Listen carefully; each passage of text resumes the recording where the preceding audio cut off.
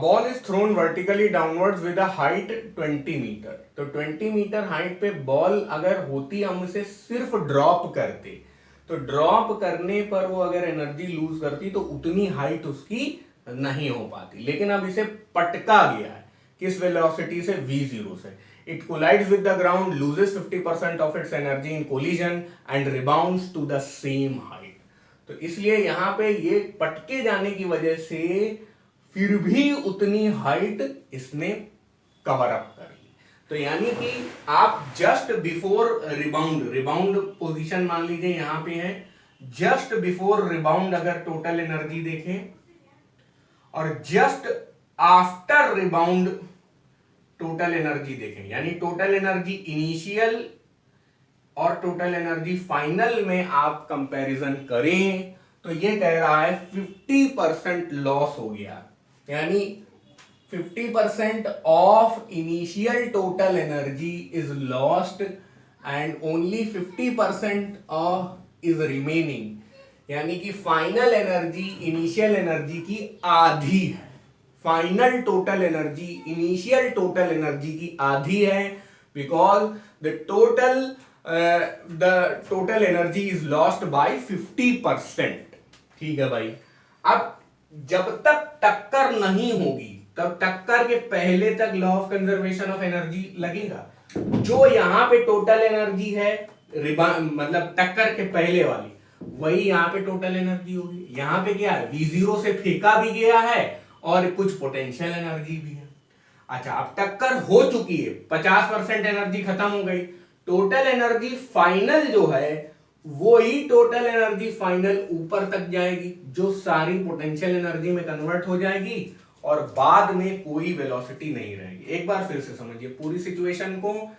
v0 से फेंका गया और ये v0 से भी ज्यादा तेज वेलोसिटी से यहां पे टक्कर मारेगी, लेकिन क्योंकि पोटेंशियल एनर्जी, क्योंकि टोटल एनर्जी लूज हो चुकी है, तो ये वापस लूज होने के बाद भी इतनी हाइट तक पहुंच जाएगी।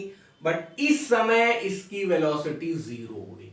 v0 से पटका गया और लौट कर v0 नहीं हुई, जीरो ही हो गई, यानी वेलोसिटी वहां पे खत्म हो चुकी है। तो 50/100 जो आप कर रहे हैं वो इनिशियल टोटल एनर्जी क्या क्या है इस जगह देखिए, हाफ mv0 प्लस mgh। ये टोटल एनर्जी इनिशियल है। टोटल एनर्जी फाइनल देखिए क्या है? फाइनली इसकी काइनेटिक एनर्जी रिबाउंड होने के बाद हाईएस्ट पॉइंट पे जीरो हो गई होगी। अगर नहीं होती तो और ऊपर चली जाती, है ना? तो काइनेटिक एनर्जी हो गई जीरो और पोटेंशियल एनर्जी हो गई फिर से mgh है। हाइट तो 20 मीटर उसने कवर अप कर ही ली दोबारा। अब आप थोड़ा इसको और सिंप्लीफाई, ये 1/2 है, 1/2 को आप उस तरफ ले जाइए तो mv0 divided by 2 plus mgh is equal to 2mgh हो गया, है ना? और अब आप इस 1/2 को आप इधर ले गए इसलिए 2mgh हो गया। अब आप इसको भी कम कर सकते हैं, है ना? तो फॉर्मूला आपका क्या बन गया? mv, आप चाहें तो m और m भी कैंसिल कर सकते हैं, तो m क्यों ही लिखें। तो अब आपका क्या फॉर्मूला बन गया? v0 divided by 2 is equal to केवल gh, यानी कि v0 is equal to √2gh आपका फॉर्मूला बन गया। अब क्या है आपका? g क्या दिया हुआ है? 10 दिया हुआ है, h दिया गया 20, तो ज्यादा कुछ करना ही नहीं था। 2 × 10 × 20 ये हो गया √400 और आपका आंसर आ गया कितना? 20 मीटर पर सेकेंड। बस ऑप्शन देख लेते हैं कौन सा है। ऑप्शन है ए।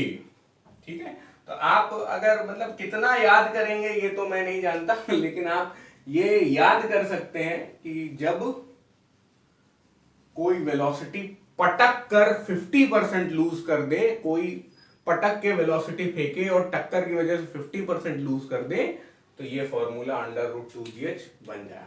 लेकिन यार अगर ये 50% की जगह बोलता 25%, तो फिर हमारी रेसिडुअल टोटल एनर्जी कितनी होती? 75%। रेसिडुअल टोटल एनर्जी 75% है, तो आप 75 डिवाइडेड बाय 100 टोटल एनर्जी फिर लगाते, फिर ये पूरा फॉर्मूला ही बदल जाता।